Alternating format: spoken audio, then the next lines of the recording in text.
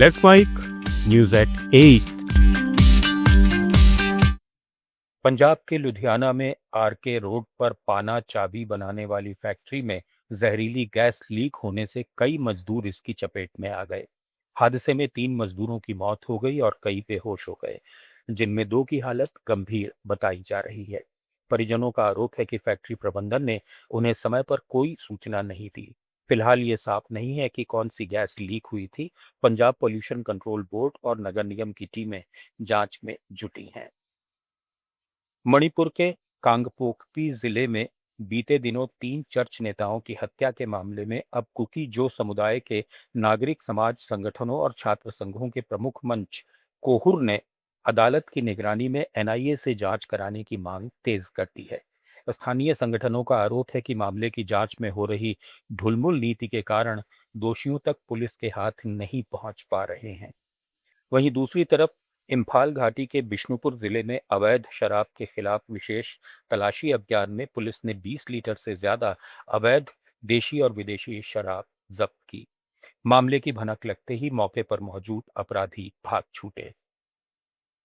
कर्नाटक के चिक्काबल्लापुर जिले में बागेपल्ली के बाहरी इलाके में हुई एक सिलसिलेवार टक्कर में 5 महिला मजदूरों समेत 6 लोगों की मौत हो गई। यह हादसा उस वक्त हुआ जब काम से घर लौट रही महिलाओं से भरे एक ऑटो रिक्शा को पीछे से आ रही एक तेज रफ्तार एसयूवी ने जोरदार टक्कर मार दी। टक्कर इतनी भीषण थी कि ऑटो आगे खड़े एक बड़े कंटेनर ट्रक से जा टकराया और 2 भारी वाहनों के बीच पूरी तरह सैंडविच बन गया। पुलिस के मुताबिक इस हादसे में ऑटो चालक और 5 महिला यात्रियों ने मौके पर ही दम तोड़ दिया। गंभीर रूप से घायल 4 महिलाओं को बेंगलुरु और चिक्काबल्लापुर के अस्पतालों में भर्ती कराया गया है। त्रिपुरा के धर्मनगर में वन विभाग ने एक बोलेरो वाहन जब्त कर सागवान की लकड़ी की तस्करी का पर्दाफाश किया। गुप्त सूचना के आधार पर चलाए गए अभियान के दौरान वाहन से अवैध रूप से ले जाई जा रही लकड़ी बरामद की गई, लेकिन ड्राइवर फरार हो गया। लकड़ी के स्रोत और तस्करी नेटवर्क की पहचान के लिए जांच की जा रही है। जब्त वाहन को विभागीय हिरासत में रखा गया है। आशंका है कि लकड़ी राज्य से बाहर भेजने की तैयारी थी। आंध्र प्रदेश के विशाखापट्टनम में राष्ट्रीय राजमार्ग 16 पर गजुवाका इलाके में आंध्र रोडवेज की सुपर लग्जरी बस ने एक खड़ी लॉरी में जोरदार टक्कर मार दी। पुलिस के अनुसार लॉरी टायर पंक्चर होने के कारण सड़क किनारे खड़ी थी। बस में करीब 30 से 35 यात्री सवार थे।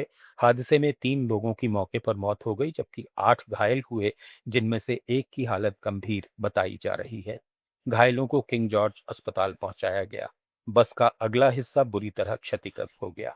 परिवहन मंत्री ने हादसे पर दुख जताते हुए मृतकों के परिजनों को 5-5 लाख रुपए मुआवजे की घोषणा की है और जांच के आदेश दिए हैं। तेलंगाना सीआईडी की स्पेशल टीम ने दाफा बेट से जुड़े multi state online betting network में शामिल 11 लोगों को गिरफ्तार कर लिया। इनके पास से 3 लग्जरी कारें, 8 लैपटॉप, 26 मोबाइल फोन, आईपैड और लाखों रुपए नकद जब्त किए गए।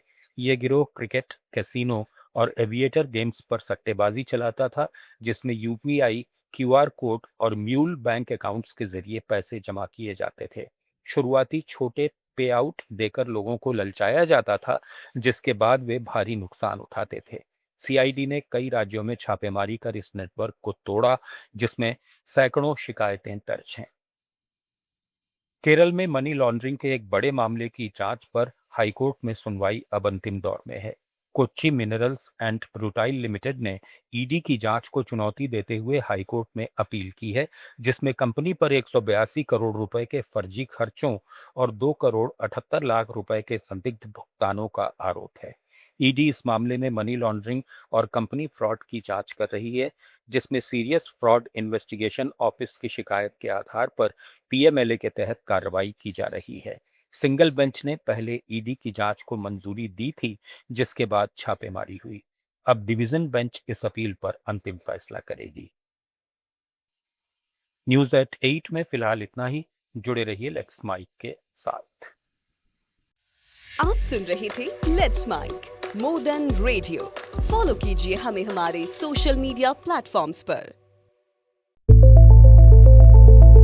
It's time for news. It's time for More Than Radio. Presenting the first radio news app